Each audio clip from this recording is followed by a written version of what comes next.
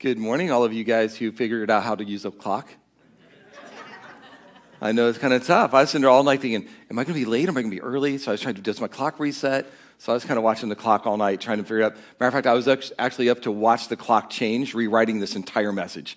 So this is going to be the first time anyone has ever heard this. It's going to be awesome, even me.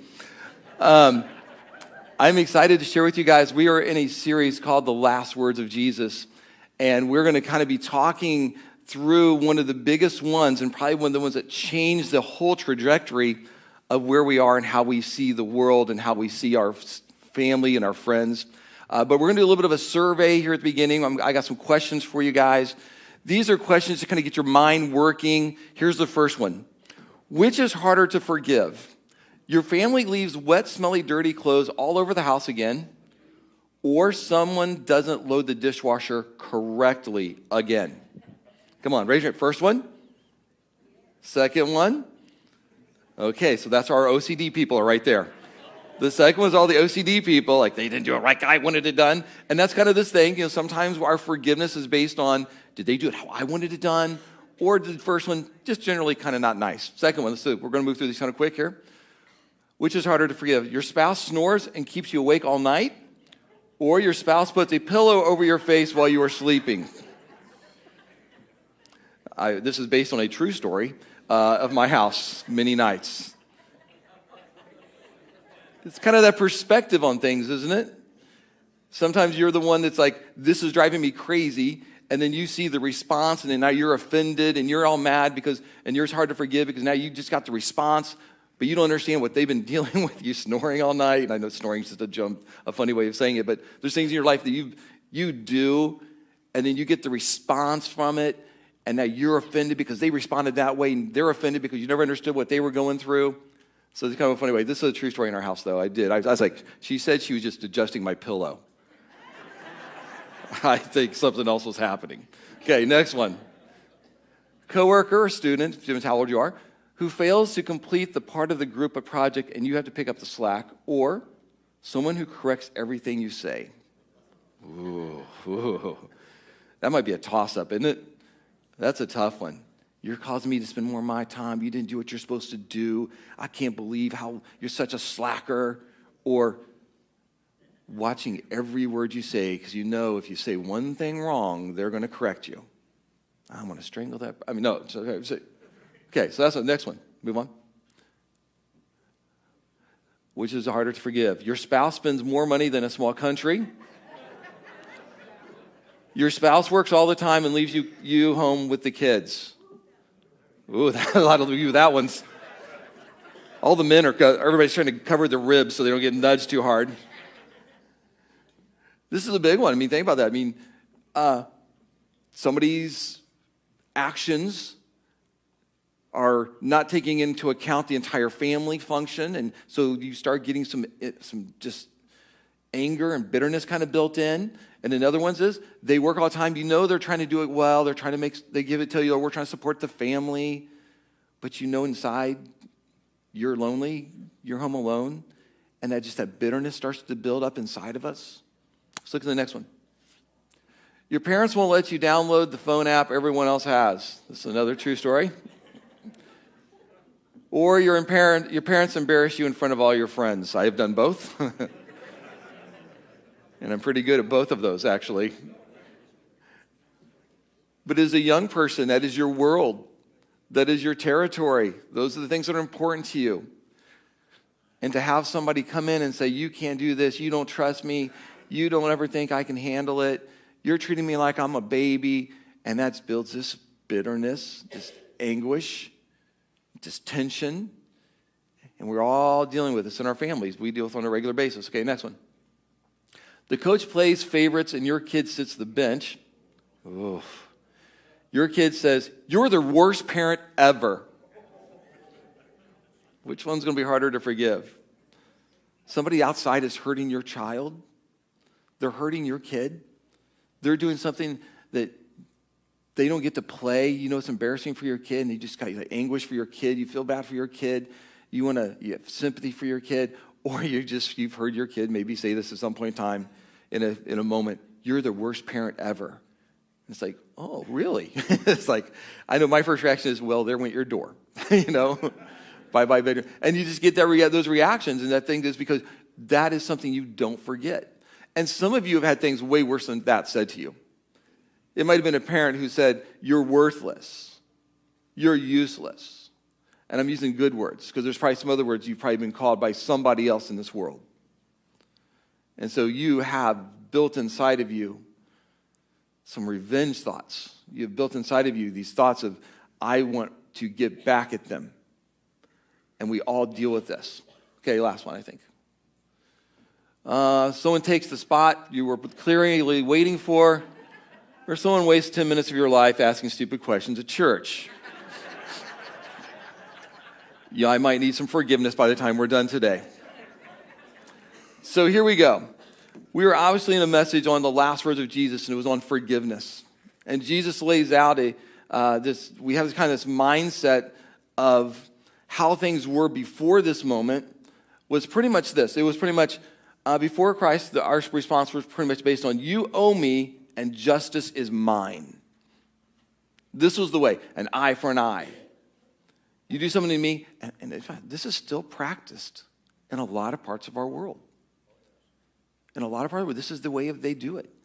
People get, there's some videos that you wish you could unsee. They're cutting the guy's arm off. And I'm just like, whoa, that's legit. This is still going on even after this. But this, as Christians, as believers and followers, this is how just society was. It was eye for an eye, tooth for a tooth. And you basically just spent out. It was all about justice, they thought. You get what you deserve. And that is great until we start thinking of the things that we've done. Or we start considering the things that we have done wrong. And some of us are putting our hands in our pockets going, I hope nobody finds out. I don't want my hands cut off. That's scary. How many people as a little kid, you stole something from the candy aisle at the store? Oh, just me. Fine. Just me. Okay, so let me go. Don't turn me in now. It was like 25 cents, but I didn't have 25 cents, so I took it.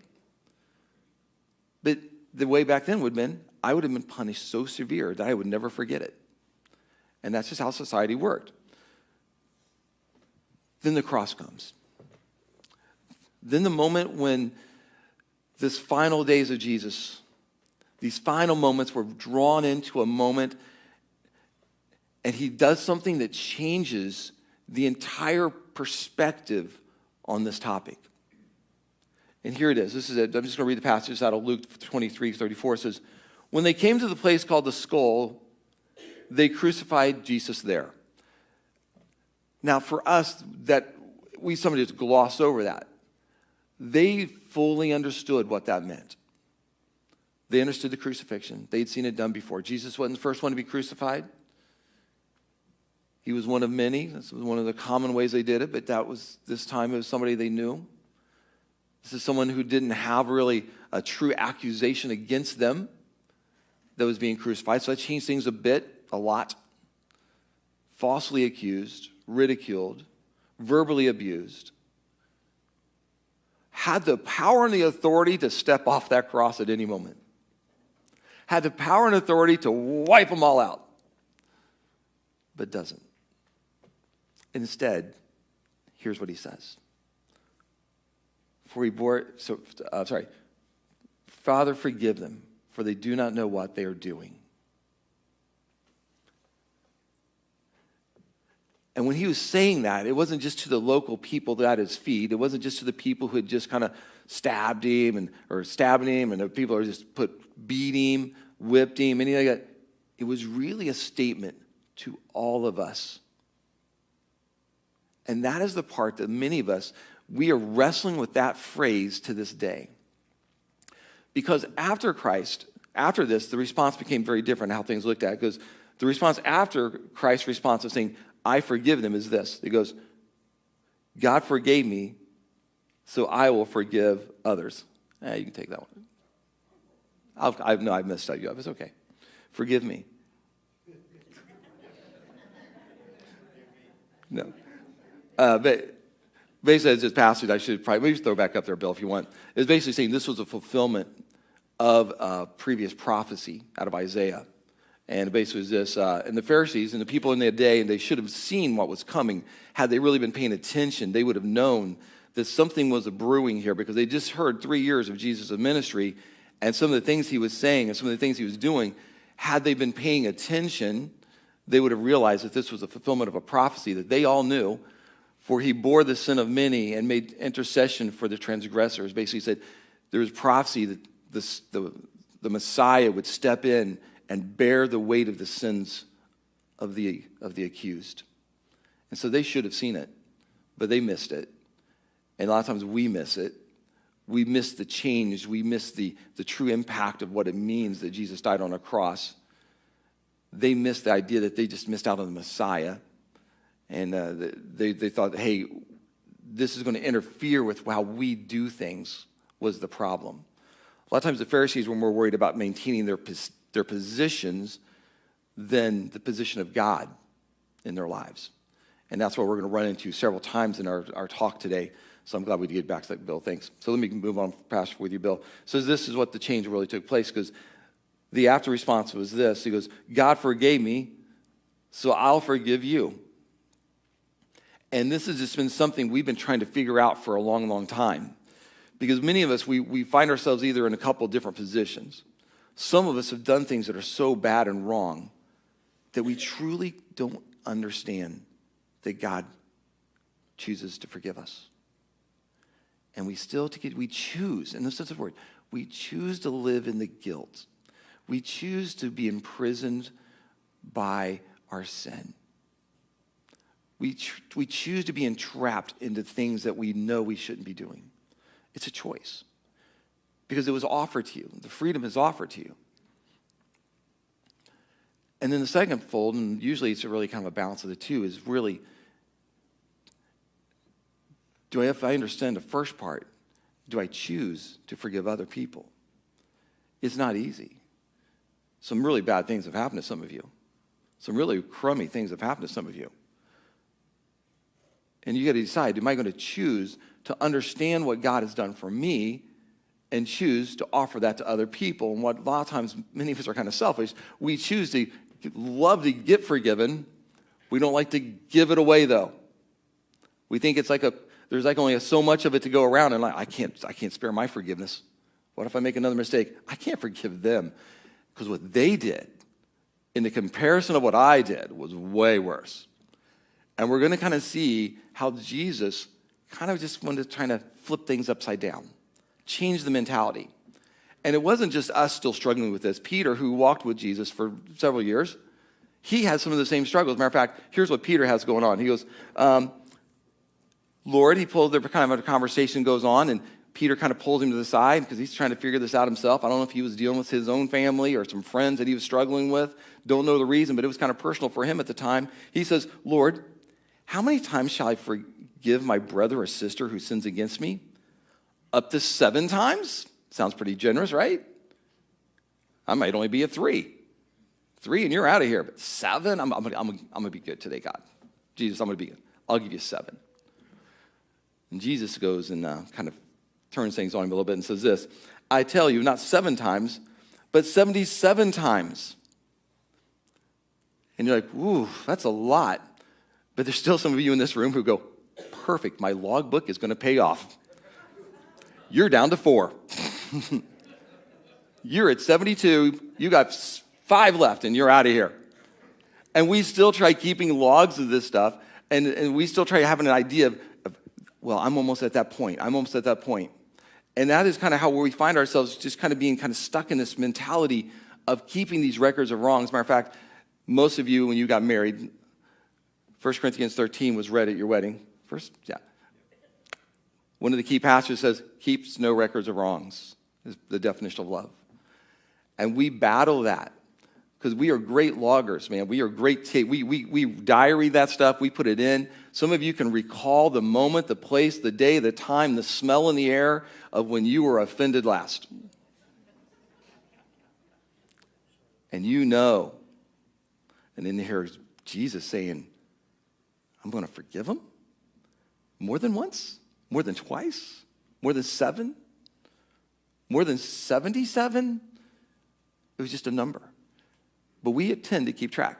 Now, I can tell you, my wife alone has violated at least 77 times that she put the toilet paper on incorrectly in our house. And that offends me. But she makes me dinner, so I let it slide. And this is normally how most of us do our forgiveness. It's kind of a barter system. You let me get away with this for a while, and I'll let you get away from this for a while, and we'll just see how long we can keep this going. And I'll let you slide because you make me some good food, and I can't cook myself. But that really drives me crazy when you do that. And that's how we live. And so if you find yourself in that mentality, in that thought process, Jesus wants to twist it and turn it and take it away from you. And so that is where we start getting into some of this kind of stuff where we have to start figuring out what is it we truly believe, and are we truly wanting to live a life like Jesus? Do we want to learn to forgive like Jesus? And to do so, we have to kind of look at some different ways of doing things. Because here's the thing. In Jesus' mentality, forgiveness should be limitless. Which sounds ridiculous to us, doesn't it? Because some of you have been hurt so many times by people, sometimes the same person, that your life is like a prison. And it might have been something that happened to you 20 years ago, but it still has its grip on you. We want to put limits. Jesus says, I'm taking the limits away. Now, I don't think Jesus wants us to live an abusive, like I'm getting beat up. This is not about that. There are severe, extreme cases when those things are happening to some of you. You were abused when you were younger. You're abused now. Your marriage is not fun. But the goal, even in the midst of your proximity to that person, is still to forgive them. Because forgiveness isn't really about them as much as it is about you gaining the freedom from that sin, the freedom from those things. So the first thing we're talking about forgiveness. The next part is restoration. The next part is bringing that relationship back together. I mean, that's the end goal. But the initial part that most of us, we never get to the restoration because we never get past the forgiveness part. You can't get to the restoration without the forgiveness part happening first. And so that's the battle. So we're going to look at a passage today, and most of you know this passage, and we're just going to kind of glance at it. This is the way that Jesus looked at forgiveness. Jesus is in his days of ministry, and he's invited to a Pharisee's home by the name of Simon. Simon was a pretty good guy. Simon had a pretty nice sized house, brings them in, they're having a meal. And all of a sudden, this kind of smell of this really sweet perfume starts permeating the house. Basically, it's like they notice what's going on. There's something amiss. Because, this aroma was kind of going throughout the whole house. They can probably tell that something's happening. This is not the norm. And there's a woman, and we'll read the passage here in a second, but there's a woman who was not known for good things. Matter of fact, her definition, maybe you feel like this is what you are, a sinful woman was in, and she was basically at Jesus' feet, crying, cleaning his feet with her tears, you might say, drying them with her hair. She's bringing perfume, and she's washing and anointing his feet with this expensive perfume. And everybody in the room, I'm sure, was like, what is she doing here? Have you ever walked in a room and that's you? What is he doing here? Or maybe you said those words. What are they doing here? And she was just a woman that maybe, we don't know exactly what it was. You kind of have some guesses. You guys have some ideas what her sins might have been. But she was considered unclean to the world, unclean to this group of people. She was an outsider, an outcast. And that's important for us to realize because more than likely, many of us feel that way often. We feel like outcasts. We feel like outsiders. We feel like we have done things in our brains that we pray nobody ever finds out about. Because that's the thing, let's be honest, many of us, we're pretty good people. We don't really do anything on the outside that's bad. But boy, if we got into some of our thoughts, if people got in there, they would be really, really ashamed. So that's kind of what we're battling here. So Jesus basically, let me just read this passage. I can't remember what I put on slides. So let's go. Here's a woman in that town who lived a sinful life comes into the room. And Simon had kind of a second setup here. He was a Pharisee. His goal really today was not only just to see Jesus and hear his teaching, because some miraculous things have been happening around Jesus. He'd heard the stories. He'd heard what's been going on.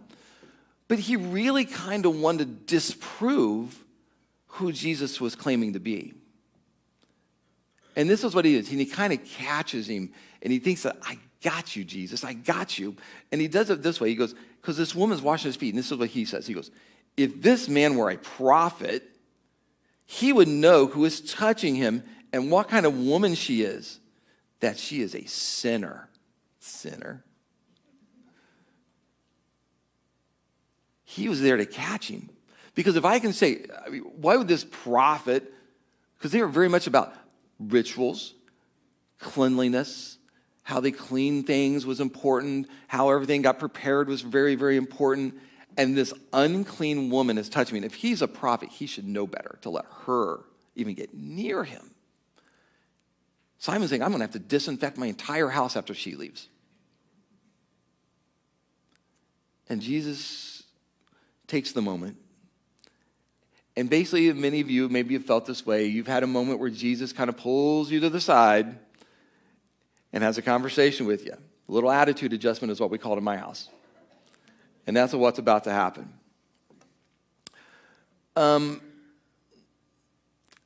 Before I go on, I also say, in your world, who is the sinful woman? Now, I say that because this is kind of weird. I find that there's certain people I can deal with, but if I find certain people in another group, another class, another whatever, this type of person, I struggle not being like Simon. Like, they're too far from God. God isn't really going to love them. God wouldn't forgive them.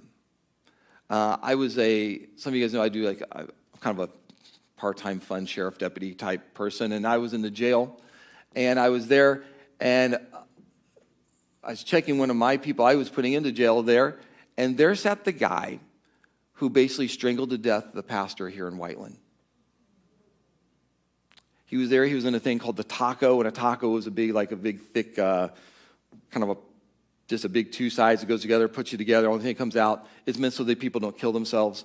And so he was in the padded cell, and he was wearing the taco, and he is. They're getting out. They're putting him into this chair because he was having troubles because he couldn't maintain his sanity sometimes in there. So you're putting him in this chair, and he's locked in his chair, and he's going, "Hey, brother, can you get me some water? Can you give me some water?" And in my mind, I'm going, you just killed a pastor 5 days ago with your bare hands in front of the stage of the church. And there's a part of me going, no. I don't care if you die of thirst, buddy. I give him some water. And bless you, my friend. Thank you, brother. God bless you. And that's what he's saying to me. And inside I'm going, you don't know my God. You don't understand my God, or you wouldn't have killed the guy. You're not.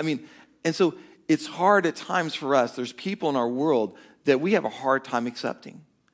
We have a hard time dealing with. We write them off, but I'm telling you, Jesus would have probably been right there with them. He sat with the tax collectors. He sat with the down and outers all the time. He sat with he didn't kick the lady off of his feet like most of the other men in that room would have done. He makes it a teachable moment. Here's the moment. He heard what Simon was just said, like, hey, if he's a prophet, wouldn't he know that this person was a sinful woman? And Jesus answered him, goes, Simon, I have something to tell you. Tell me, teacher. Not prophet. Tell me, teacher. 2 people owed money to a certain moneylender.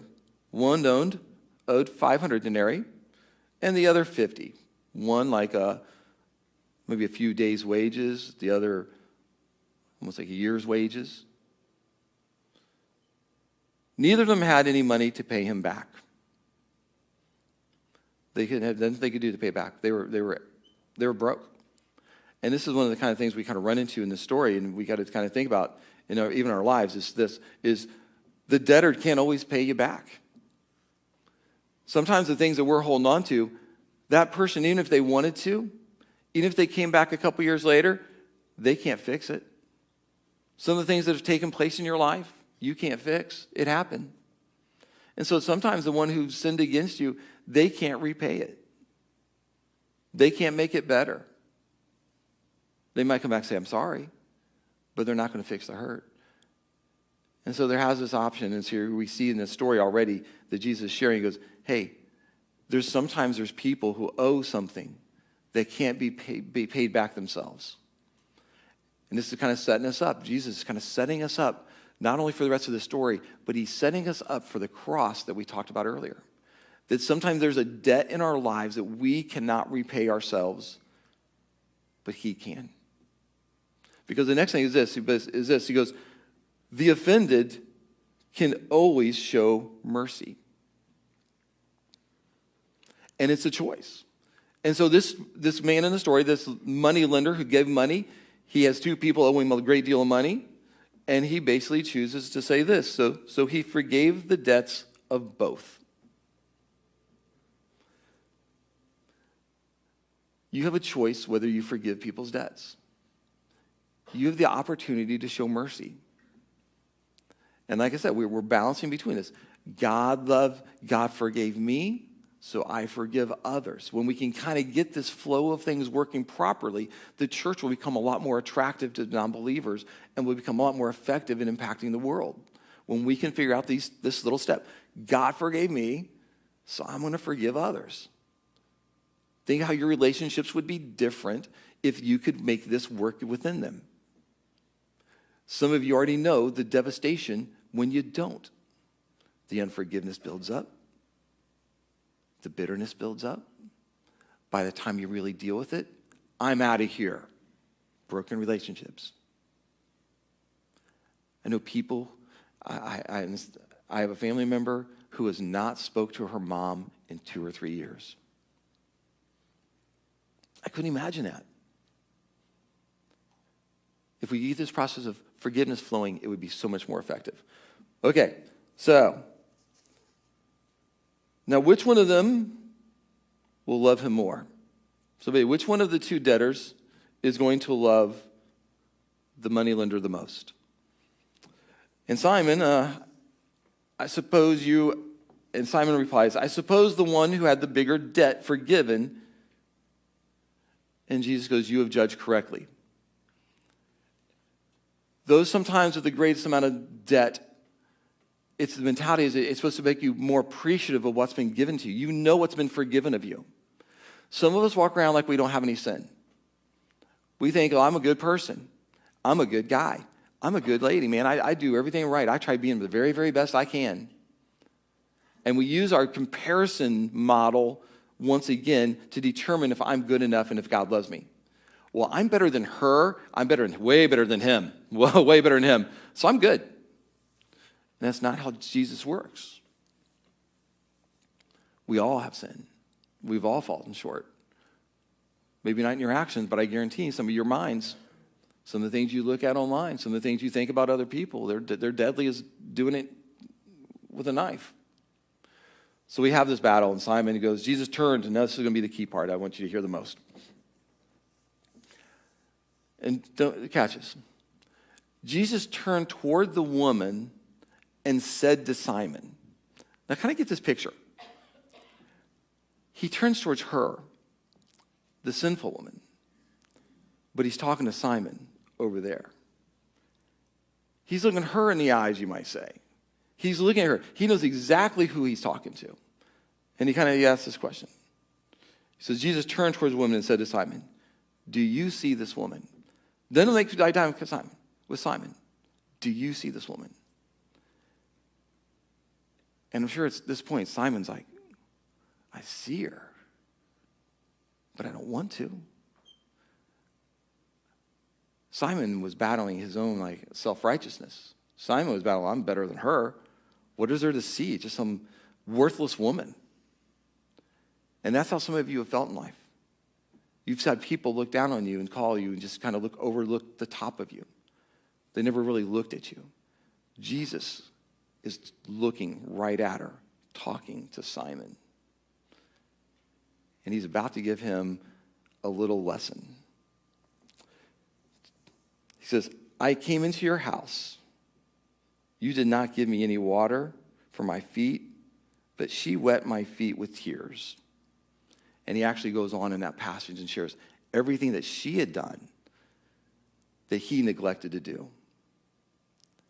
And it's just kind of this attitude adjustment that some of us, we have to kind of get to this point where we basically know that Jesus cared more about her, and he understood and realized that her desire for forgiveness, she hadn't said a word. That her desire, though, by her actions has made an impact. That he had gave her value. He put her the foremost. And who he's talking to, he's basically telling him, hey, you got to understand. You did nothing. You thought that your just being there was going to be enough. You thought that you just kind of showing up and giving me the lunch would be enough. That's not what it's about. It's about your faith, your actions, your worship. And as a matter of fact, Jesus affirms this with her, and he says this. He goes, therefore, I tell you, her many sins have been forgiven, as her great love is shown. As love is shown. So, looking her in the eyes, a woman who had to sneak into the room, and he basically tells her, your sins are forgiven. And as Jesus kind of looks at some of us, I want to let you know, no matter what you've done, he's not judging you based on what the rest of the world's done. He knows what she has done. I mean, Jesus knew exactly where she was coming from. He knew her story. Because your sins are forgiven. Why? Oh, well, first we have to get to the other naysayers in the room. He goes this, who is this who even forgives sins? They were still just caught up. They were caught up in who is he? Because if these are other Pharisees, they're kind of thinking, hey, he's going to disrupt. He can't forgive sins. We have to go to the priest. We have to get her cleansed. We have to do this and this, and we have to do this and this, and then we have to go do this before we could ever have her be forgiven of anything. And Jesus just goes, he cuts through it, and that's what he came for, guys. He came to cut through all the bureaucracy.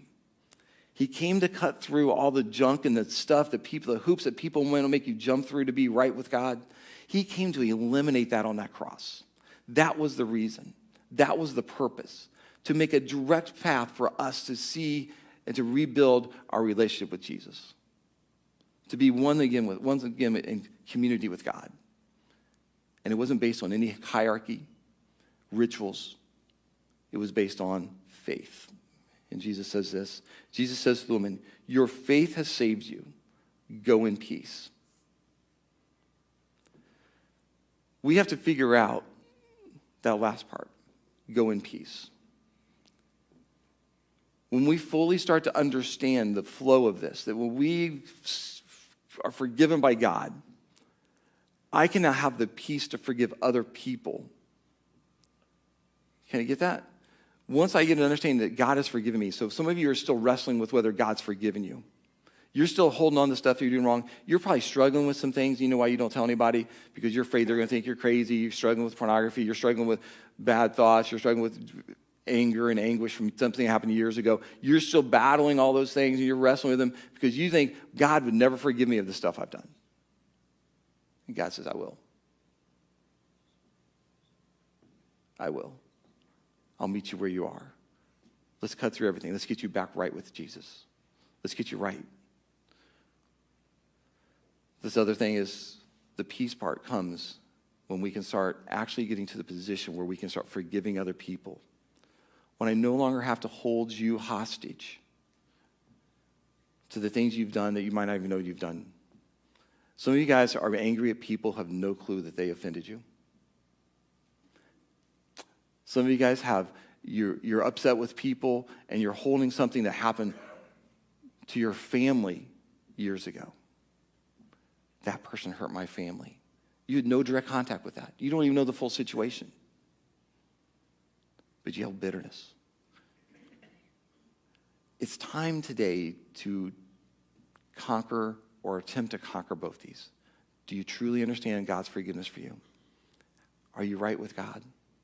Have you let Jesus come in and tell you that he loves you just how you are, and he loves you enough to help you grow out of it? Are you then willing to take it and share it with other people? If we could do this as a church, guys, this room would be full every week. If people saw you in the workplace being a forgiving spirit, having a forgiving heart, and offering generously to help other people understand this room would be full every week. We'd have to get another room. We'd have to have another service. We as the church have to start, instead of, like Simon, she's a sinner, instead of Jesus' mentality is, she has faith, she needs forgiven. And he created a pathway for it to happen instead of a wall to keep it from not happening.